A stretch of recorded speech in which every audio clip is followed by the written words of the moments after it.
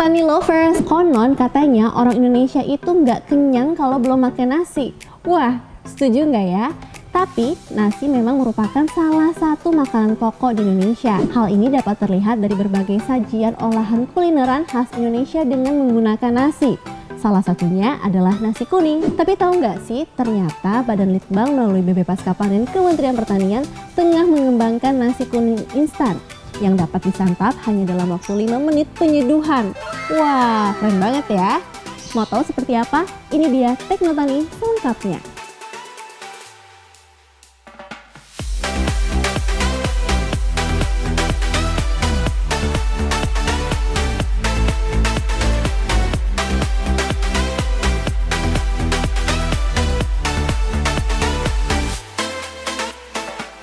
Sampai saat ini, nasi merupakan salah satu makanan pokok di Indonesia. Menurut Badan Litbang Pertanian, beras menjadi penyumbang kalori 52 hingga 55% dan protein 45 hingga 48% bagi penduduk Indonesia. Wajar rasanya Tani lovers kalau kita menemui berbagai sajian kuliner nasi di Indonesia. Di samping itu, Tani lovers di zaman yang menuntut untuk bergerak cepat memang lebih nyaman untuk memilih makanan praktis dan cepat ya. Seperti nasi kuning instan yang dikembangkan oleh Badan Litbang melalui BB Paskapanen Kementerian Pertanian ini. Eits, meskipun instan, tapi kandungan gizi yang dimiliki tak kalah loh. Sebelumnya saya ucapkan selamat datang di Balai Besar Paskapanen Badan Litbang Pertanian Kementerian Pertanian yang lokasinya di Cimanggu, Bogor. Nasi kuning instan adalah nasi kuning, saya kira itu merupakan salah satu kuliner Nusantara yang berbasis beras ya, nasi. Orang Indonesia kalau belum makan nasi katanya belum makan ya. Kemudian dari nasi tersebut kita kembangkan macam-macam. Saya kira sudah tahu salah satunya adalah nasi kuning. Nah, untuk membuat nasi kuning itu takes time ya, perlu waktu dan sebagainya. Apalagi kalau ibu-ibu sekarang juga kerja gitu kan susah ya. Paling beli kan tidak setiap saat bisa gitu. Jadi kita Balai Besar Paskapanen Badan Litbang Pertanian Kementerian Pertanian dalam hal ini sudah mengembangkan produk-produk pangan instan. Nasi kuning instan ini bisa diseduh, siap disantap, dinikmati setelah diseduh dengan air panas hanya 5 menit. Nah, keunggulannya selain cepat tadi ya, tinggal seduh 5 menit, tunggu, kita bisa makan. Yang kedua, ini ringan, bisa dibawa kemana-mana, aman. Juga kalau menyimpan beras, ya, menyimpan beras kalau kondisinya kurang bagus, mungkin dalam waktu 2 bulan itu sudah berkutu. Kalau ini nggak akan ada kutunya. Terus ini kering, kadar airnya jauh di bawah 10%, sekitar 3-4-5% gitu ya. Kemudian bisa untuk pangan darurat. Nah, Tani lovers, selain kaya akan nutrisi, ternyata cara pembuatan nasi kuning instan sangat mudah. Pertama-tama, ini dia bahan-bahan yang harus disiapkan ya Tani lovers.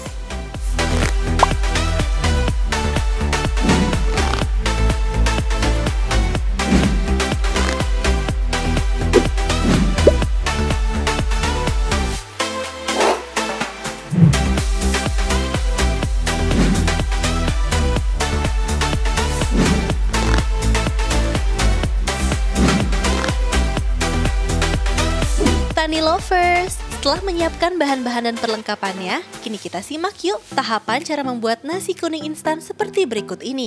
Pertama, kita larutkan natrium sitrat dalam air, tetap sama seperti tadi perbandingannya. Kalau kita menggunakan beras 500 gram, maka air perendamannya 2 kali lipat dari 500 gram itu, yaitu 1 liter.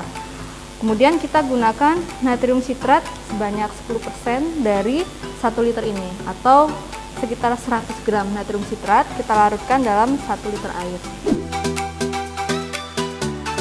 Kemudian kita tuangkan.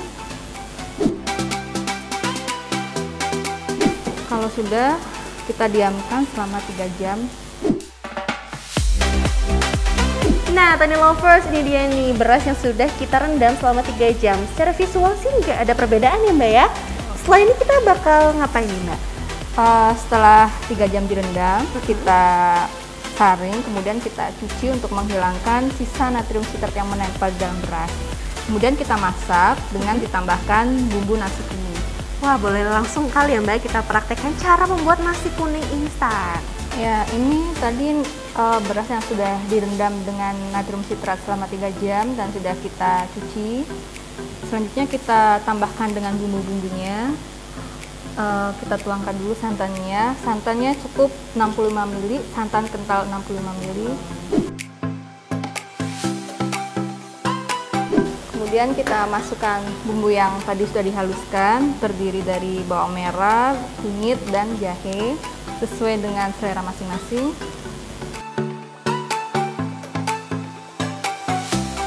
Kemudian kita tambahkan air. Air di sini nanti kita gunakan juga untuk memasak.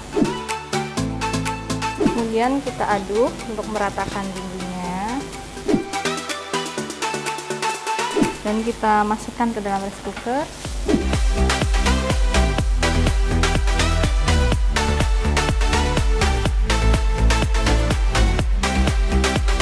Wah, sudah matang ya Mbak.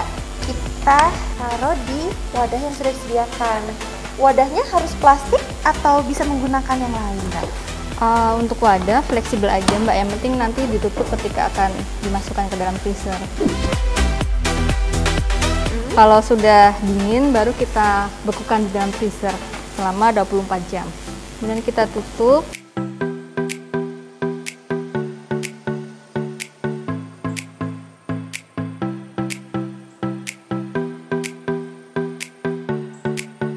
Wah, ini dia.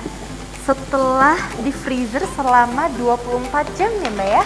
Iya, setelah dikeluarkan dari freezer, selanjutnya kita diamkan dalam suhu ruang supaya mudah diuraikan ketika akan kita keringkan.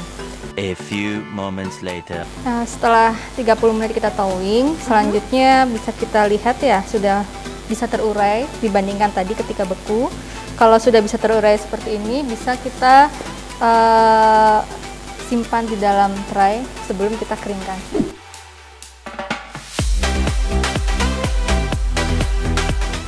Jika sudah, kita ratakan, lalu siap dikeringkan. Ada oven pengering lorong pada suhu sekitar 50–55 derajat Celcius selama 5–6 jam. Nah, Tani Lovers, nasi kuning instan akhirnya sudah jadi nih dan siap untuk dilakukan pengemasannya. Nasi kuning instan ini juga siap untuk disajikan kapanpun kita inginkan mengkonsumsinya. Meski diolah dengan melewati tahapan proses pembuatan, tapi tidak mengurangi kandungan dari nasi kuning instan ini loh Tani Lovers. Bahkan, nasi kuning instan ini memiliki berbagai keunggulan. Di antaranya mencegah stunting dan baik dikonsumsi oleh penderita diabetes. Jadi selama proses pembuatan nasi kuning instan itu nanti akan menurunkan kadar amilosa, ya, kemudian ada serat pangannya yang tinggi sehingga dia akan bagus untuk penderita diabetes gitu. Nah, yang kedua tadi kalau nasi instan yang fortifikasi, kita menggunakan beras apa saja yang ada di Indonesia ini, kemudian kita masukkan fortifikan. Fortifikan itu biasanya mineral ataupun vitamin. Dalam hal ini kita mengembangkan mineral Zn sama Fe. Itu bisa untuk membantu mencegah stunting.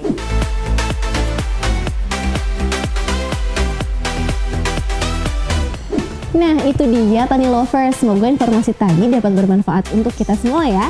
Jangan lupa untuk menjaga kesehatan dengan mengkonsumsi makanan sehat dan juga bernutrisi. Salam TV Tani, TV Pertanian pertama di Indonesia. Sampai jumpa.